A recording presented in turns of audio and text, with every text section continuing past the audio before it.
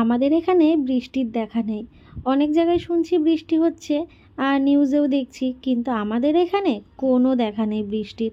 একটু হাওয়া দেয় আর কি, কিন্তু এত গরমে কষ্ট হচ্ছে কি বলবো।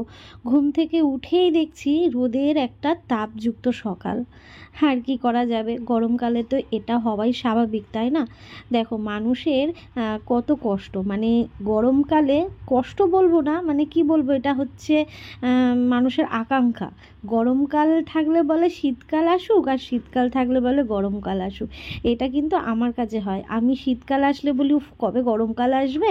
এই গায়ে সোয়েটার, তারপর কম্বল, সমস্ত কিছু বিরক্ত লাগে। বিছানাটা কেমন দেখো, কাঁথা কম্বলে মানে ভরে থাকে। আর গরমকাল আসলে হালকা পাতলা থাকে, গায়েও তেমন কিছু দিতে লাগে না। কিন্তু গরমকাল আসলে বুঝতে পারি উফ কী যে কষ্ট, কী যে কষ্ট, তখন মনে হয় কবে যে শীতকালটা আসবে। এটাই হচ্ছে মানুষের ধর্ম, মানুষের যেটা থাকে সেটাতে পোষায় না। মানে তার মধ্যে আমার হচ্ছে এইটাই, মানে গরমকাল আর শীতকাল নিয়ে আমার তো ভীষণ চলে এই ব্যাপারটা। তবে আমি গরমেও ভীষণ কষ্ট পাই, মানে গরমটা আমি বেশি গরম সহ্য করতে পারি না, আর তেমনি বেশি ঠান্ডাটাও আমি সহ্য করতে পারি না। যাই হোক, আর কি করা যাবে। হ্যালো এভরিওয়ান, গুড মর্নিং, কেমন আছো তোমরা সবাই?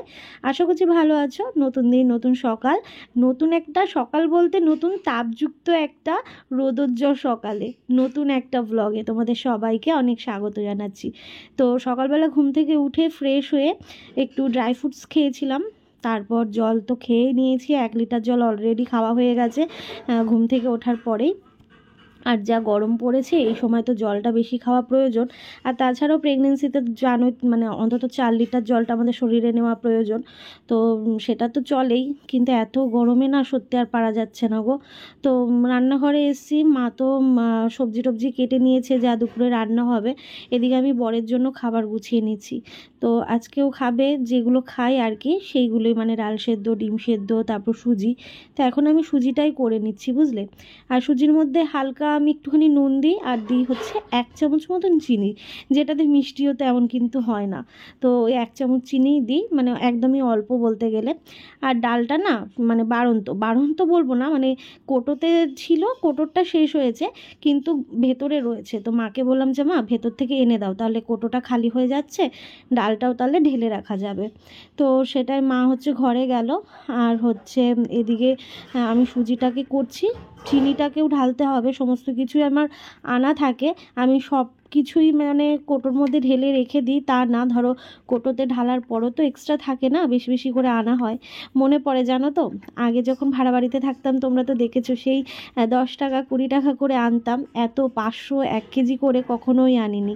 তো তখনের কথা খুব মনে পড়ে, ভাবি যে না তখন সেই ঠোঙাই করে আনতাম, টুকটুক করে চালাতাম সংসারটা। তো এদিকে দেখো ডাল 1 কোটো শেষ হয়ে গেছিলো, আবার ভেতর থেকে এই যে নামানো হলো, মানে 1 কিলো ডাল নিয়ে এসেছিলো। আর ঠাকুরের আশীর্বাদে বলতে নেই, এখন সমস্তটাই অসুবিধা হয় না। আগে যেমন কেউ আসলে একটু চিন্তায় পড়তে হতো, ঠাকুরের আশীর্বাদে সেই দিনটা হয়তো আমার কেটেছে, ভালো আছি। আর তোমরা তো মানে তোমাদের ভালোবাসাতেই আজকে আমি এই জায়গায় সবসময় বলি। তো এখানে দেখতেই পাচ্ছ আমি ডাল সেদ্ধ বসিয়ে দিয়েছি প্রেসারে, আর এদিকে সুজিটা হচ্ছে। গ্যাসটা মনে হচ্ছে তাড়াতাড়ি যাবে জানো তো, মানে আমার এই কয়েক মাস ধরে এই গ্যাসটা একটু তাড়াতাড়ি ফুরোচ্ছে, কারণ ওই যে সকাল দুপুর রাত 3 বেলায় রান্না করতে হচ্ছে আমাকে। আগে তো সকালে করতাম আর রাতে করতাম, দুপুরে তো করতে হতো না। আর এখন ধরো 3 বেলাই করতে হয়, তাই না? এখন বলে না, মানে প্রায় কয়েক মাস ধরেই এটা চলছে। আর দেখো সকালবেলায় রোদের তাপ দেখেছো, মনে হচ্ছে মানে দুপুর 12টা 1টা তো বাজবেই, এরকম একটা তাপযুক্ত সকাল। তো মাকে বললাম যে মা গাছ থেকে বেগুনটা পেড়ে নিয়ে আসো। তোমরা বারণ করার পরে কিন্তু আমি একবারও গাছে হাত দিইনি, মানে বেগুন পাড়ার জন্য মাই পেড়ে নিয়েছে। তো 2টো বেগুন আছে, মা বললো যে না একটা পারি আর একটা গাছে থাক, ফালতু মানে পেড়ে ঘরে রেখে লাভ নেই, শুকোবে, তার থেকে থাক। আর এখানে জানো তো সেই কুমড়ো বীজ ফেলা হয়েছে, দেখা যাক সেই কুমড়ো বীজ থেকে আবার কুমড়োর চারা বেরোয় কিনা। অলরেডি একটা তো চারা হয়েছে, সেটা এখন কবে ফুল দেবে। ফুল দিয়েছিল এর আগে, অবশ্য 2-3টে ফুল হয়েছিল, ফলের আশাতেই রয়েছি। প্রত্যেক দিনের অভ্যাস হয়েছে ও সুজি খাবে, তার সাথে বিড়ালকেও সুজি খাওয়াবে, অবশ্য চিনি ছাড়া সুজি।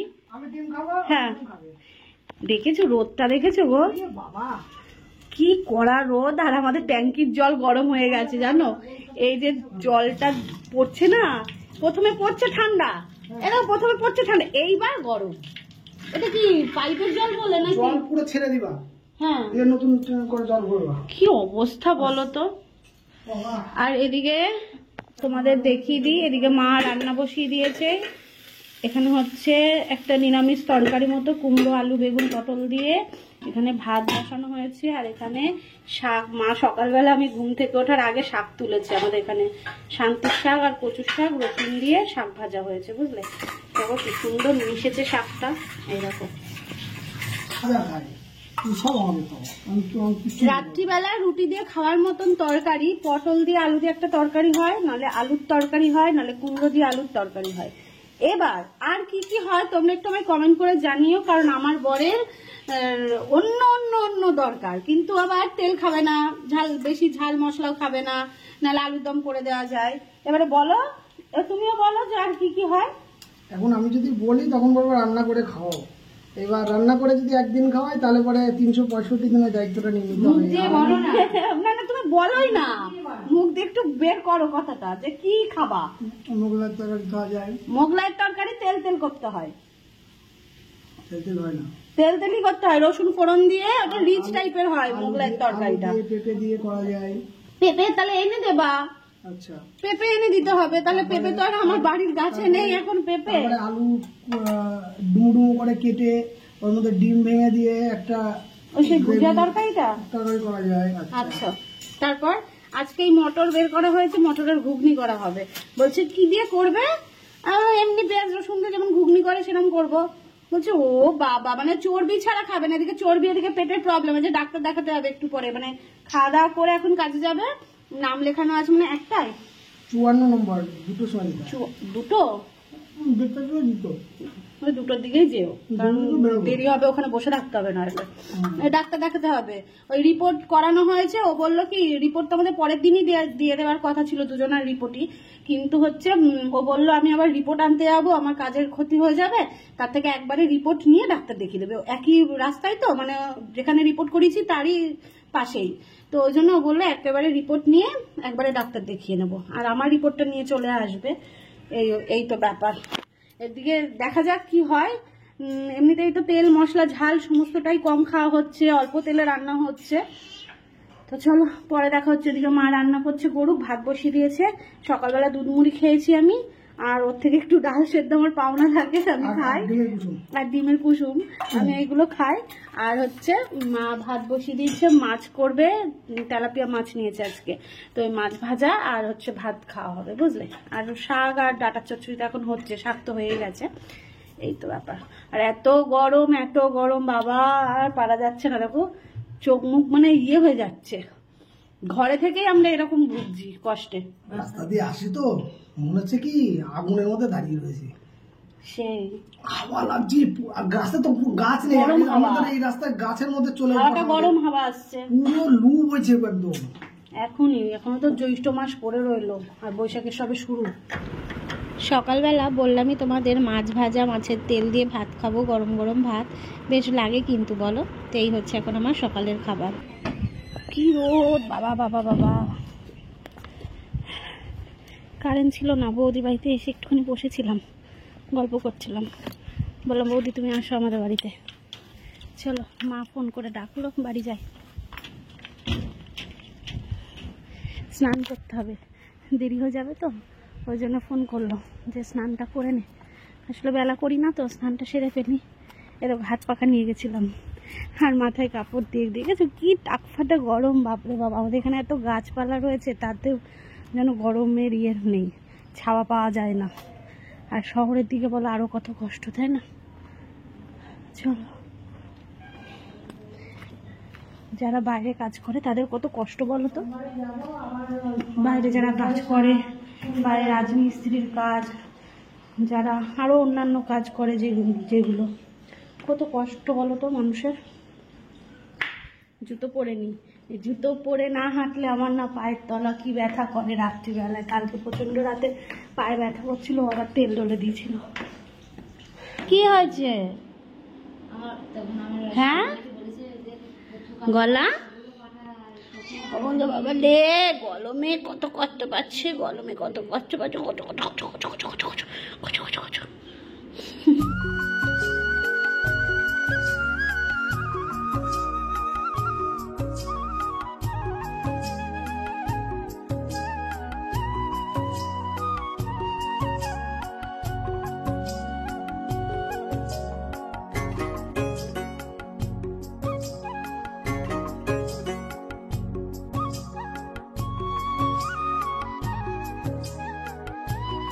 থেকে এসে স্নান করে এখন যাচ্ছে হচ্ছে রিপোর্ট আনতে, বুঝলে? আমার আর ওর দুজনারই রিপোর্ট আনতে যাচ্ছে। আমি একটুখানি দুগাল ভাত খাইয়ে দিলাম, মানে ও বলছে এখন আমার সময় নেই গুছিয়ে ভাত খাওয়ার মতন, তো দুগাল খাইয়ে দাও, স্নান করে খালি মুখে তো যেতে নেই। রিপোর্ট নিয়ে আবার ডাক্তারের কাছে যাওয়া। যা রোদ বাইরে, বাপরে বাপ। আস্তে বাইক চালাবা, আস্তে ধীরে যাবা, খাখা করছে রোদ পুরো।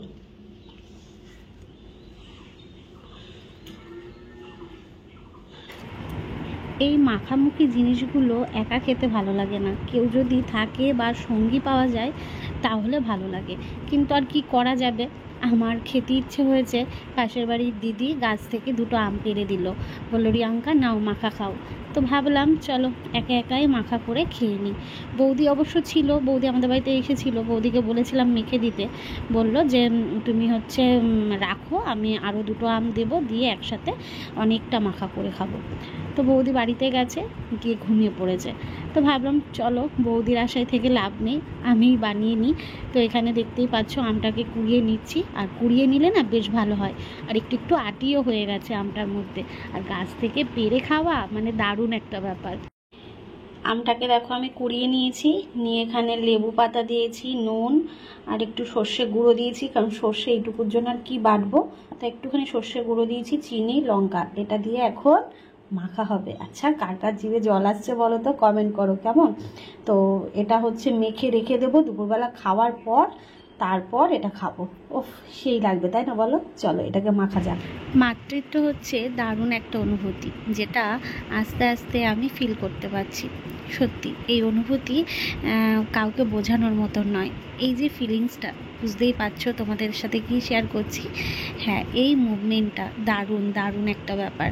আচ্ছা চলো তোমাদের দেখিয়ে দিই এবার খাওয়ার সময়, কারণ আমার বর চলে এসেছে রিপোর্ট নিয়ে, আর তোমাদের পরে বলছি সেই রিপোর্টের সম্পর্কে।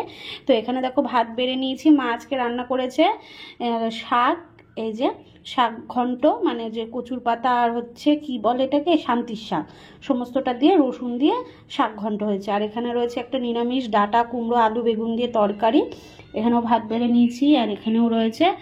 আর এই হচ্ছে তেলাপিয়া মাছের ঝোল, যেটা হচ্ছে আলু দিয়ে করেছে। ঠিক আছে, এই হচ্ছে আমাদের আজকে দুপুরের খাওয়া দাওয়া। তো কেমন হয়েছে রান্না বান্নাগুলো, মায়ের হাতে রান্না কটা দিন ধরেই খাচ্ছি তোমরা তো জানোই। তো কেমন হয়েছে রান্না অবশ্যই কমেন্ট করে জানিও। অবশেষে এখন খেতে বসেছি, ঠিক আছে। তো এখন শাক দিয়ে খাচ্ছি, আর শাকটা এত কি বলবো ভালো হয়েছে, ভালো বলতে নেই, ছাইমাটি বলতে হয়। আমাদের যে পাশে জায়গাটা রয়েছে না, সেই জায়গা থেকেই মা সকালবেলা তুলেছে এই শান্তি শাক আর কচু শাক। তো রসুন ফোড়ন দিয়ে করেছে, হেভি হয়েছে, হেভি হয়েছে। মাঝে মাঝে এরকম শাক তুলে খেতে ভালো লাগে। এগুলো তো ধরো কোনো সার নেই না, এমনি বাজারে যেগুলো পাওয়া যায় সেগুলো সার থাকে। দারুণ হয়েছে।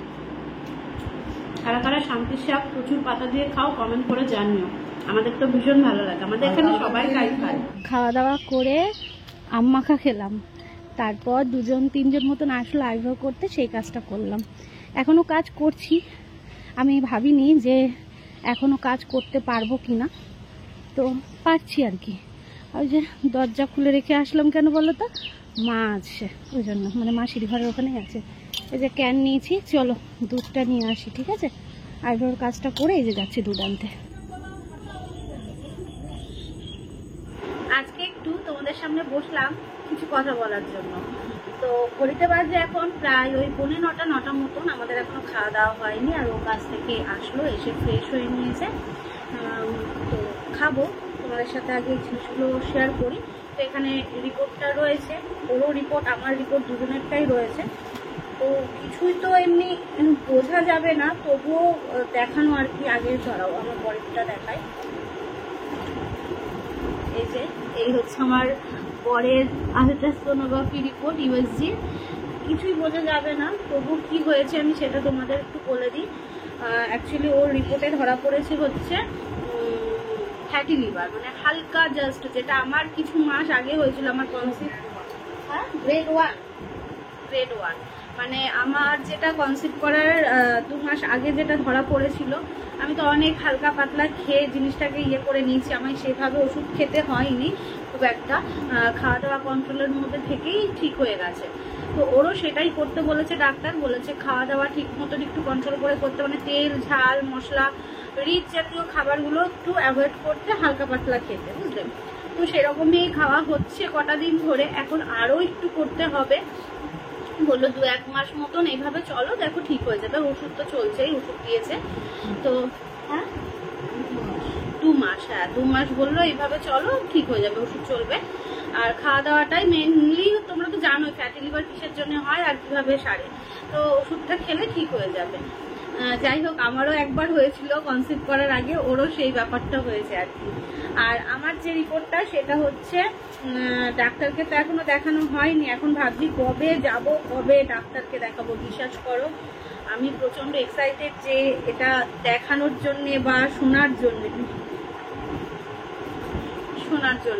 এমনি ওখানকার যারা ছিল, মানে ওখানে যে ডাক্তাররা ছিল যিনি আমার আল্ট্রাসোনোগ্রাফি করেন, উনি তো মানে আমাকে চেনে, আমি তোমাদের বললামই, মানে চেনে বলতে আমার ব্লগ দেখে বা মানে ভালো একটা সম্পর্ক, কথাবার্তা হয় আর কি।